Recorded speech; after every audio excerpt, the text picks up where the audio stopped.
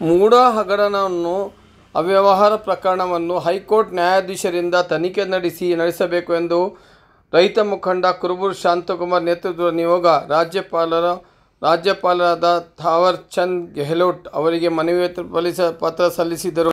ಶನಿವಾರ ರಾಜ್ಯಪಾಲರನ್ನು ಭೇಟಿ ಮಾಡಿ ಮನವಿ ಪತ್ರ ಸಲ್ಲಿಸಿದ ಬಳಿಕ ಮಾತನಾಡಿದ ಶಾಂತಕುಮಾರ್, ಮೈಸೂರು ನಗರಾಭಿವೃದ್ಧಿ ಪ್ರಾಧಿಕಾರದಲ್ಲಿ ಸಾವಿರಾರು ಕೋಟಿ ರು ಅವ್ಯವಹಾರ ನಡೆದಿದ್ದು, ಆದುದರಿಂದ ಹೈಕೋರ್ಟ್ ನ್ಯಾಯಾಧೀಶರಿಂದ ತನಿಖೆ ನಡೆಸಬೇಕು. ತಪ್ಪಿತಸ್ಥರನ್ನು ಜೀವಾವಧಿ ಶಿಕ್ಷೆಗೆ ಗುರಿಪಡಿಸುವ ಕಾಯ್ದೆ ಅಡಿಯಲ್ಲಿ ಶಿಕ್ಷಿಸಬೇಕು ಎಂದು ರಾಜ್ಯಪಾಲರನ್ನು ಒತ್ತಾಯಿಸಲಾಯಿತು ಎಂದು ತಿಳಿಸಿದರು. 1 ವರ್ಷದ ಹಿಂದೆಯೇ ಮೂಡ ಕಚೇರಿಯಲ್ಲಿ ತನಿಖೆ ದಾಖಲಾತಿ ಹಾಗೂ ಕಡತಗಳನ್ನು ಕಳುವಾಗಿದ್ದವು. ಈ ಬಗ್ಗೆ ರೈತ ಸಂಘಟನೆಯಿಂದ ಕಚೇರಿ ಮುಂದೆ ಪ್ರತಿಭಟನೆ ನಡೆಸಿ ತನಿಖೆ ನಡೆಸುವಂತೆ ಒತ್ತಾಯಿಸಲಾಯಿತು. ಆದರೂ ಅಂದು ಸರ್ಕಾರ ಕಠಿಣ ಕ್ರಮ ಕೈಗೊಂಡಿದ್ದರೆ ಸರ್ಕಾರದ ಸಾವಿರಾರು ಕೋಟಿ ರು ಆಸ್ತಿ ಪ್ರಭಾವಿಗಳು ಲಪಟಾಯಿಸುವುದು ತಪ್ಪುತ್ತಿತ್ತು ಎಂದು ಅವರು ಆಕ್ರೋಶ ವ್ಯಕ್ತಪಡಿಸಿದರು.